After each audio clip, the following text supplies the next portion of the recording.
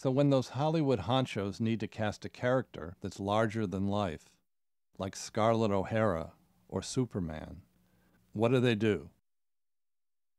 They hold auditions. I figured maybe I could find my super poet the same way. Well, won't you come across a lot of melodramatic depressives? I mean, what's going to happen? Who would interview for Emily Dickinson? I got over 1,000 responses to my Emily Dickinson casting call, including about 100 from men. The plan was to line up a bunch of aspiring Emilys, give them some basic information, you know, biomaterial, quotes, selected poems, and then have each do an improv in character as the poet, answering some key questions.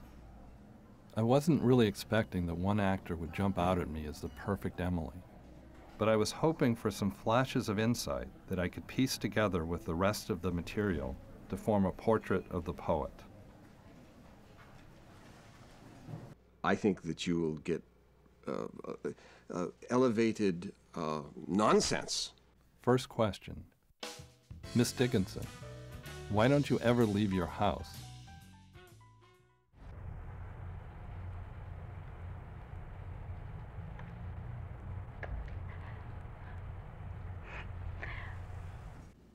In my life in my father's house, I have only contact with my immediate family, and that's the way I like it. They're real to me.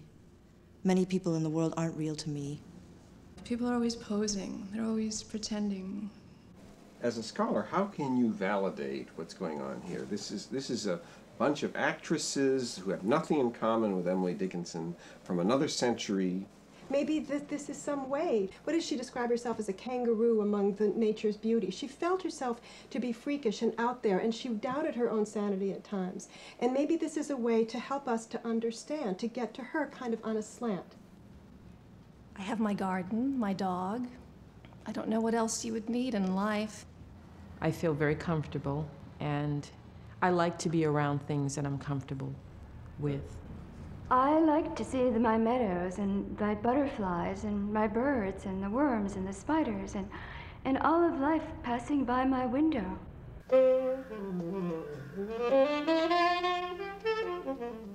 Okay, so she liked her home, but why does she end up chained to it? I mean, she didn't start out a recluse. From all accounts, the poet seems to have been a happy, spirited child. She did well in her studies at Amherst Academy, and she had the reputation of being something of a wit.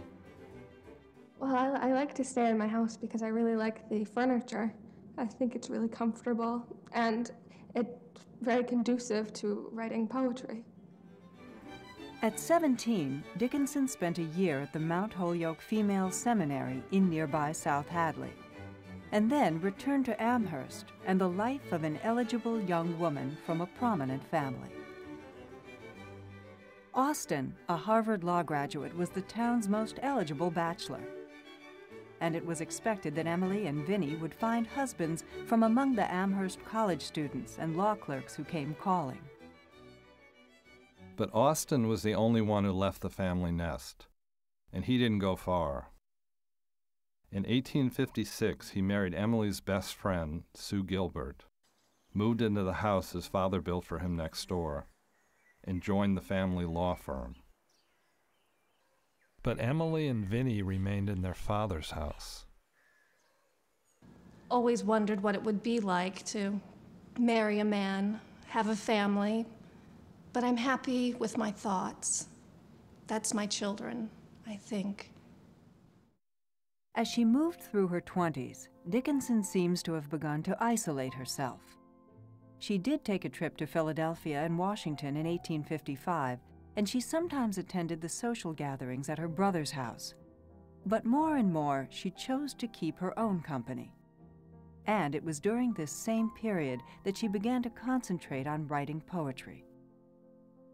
The soul's superior instants occur to her alone, when friend and earth's occasion have infinite withdrawn.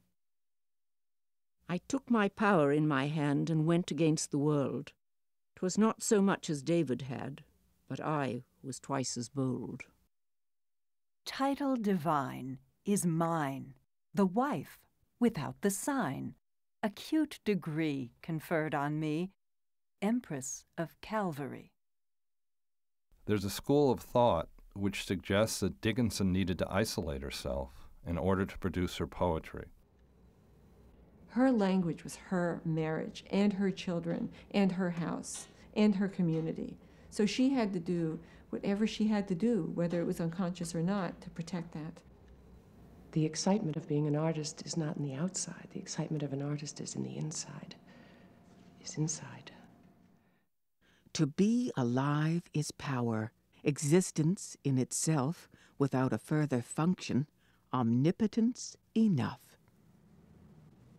I don't want to leave my house. I have everything I need right up here. I don't know, I think generally people are bugged by people who are self-sufficient. You know, they're bugged by people who just want to be by themselves and find their own solitude sufficient. People are annoyed by that, I think, because they're so restless. They don't see the way I see. I felt a funeral in my brain, and mourners to and fro kept treading, till it seemed that sense was breaking through. And when they all were seated, a service like a drum kept beating, till I thought my mind was going numb. Though Dickinson's drift toward seclusion began in the 1850s, many believe that she experienced some sort of psychological crisis in the early 1860s, which accelerated the process. The soul has bandaged moments when, too appalled to stir, she feels some ghastly fright come up and stop to look at her.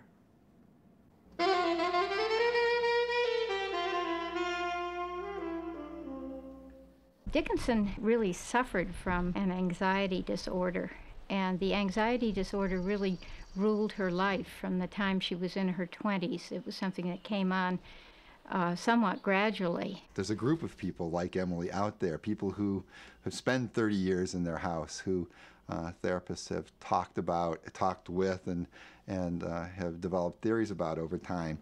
I'm very attracted to myself. I'm excited by myself, even. Usually these people only get involved with first-degree relatives and maybe have one close friend. I don't like the sight or smell of strangers. I think she suffered from it dreadfully. You know, it was a time when people didn't really understand things like this. We've only come to understand it in the last 15 or 20 years ourselves. You mean sort of Miss Emily, anorexic, agoraphobic, should be on Prozac and see a therapist twice a week, Emily Dickinson? Yeah, I think it's horseshit. So as you can see, there's a difference of opinion as to whether the poet's reclusiveness was the result of choice. She liked solitude, I think. She enjoyed quiet. Or compulsion. Well, it's my contention that Emily had an avoidant personality disorder. Much madness is divinest sense to a discerning eye. Much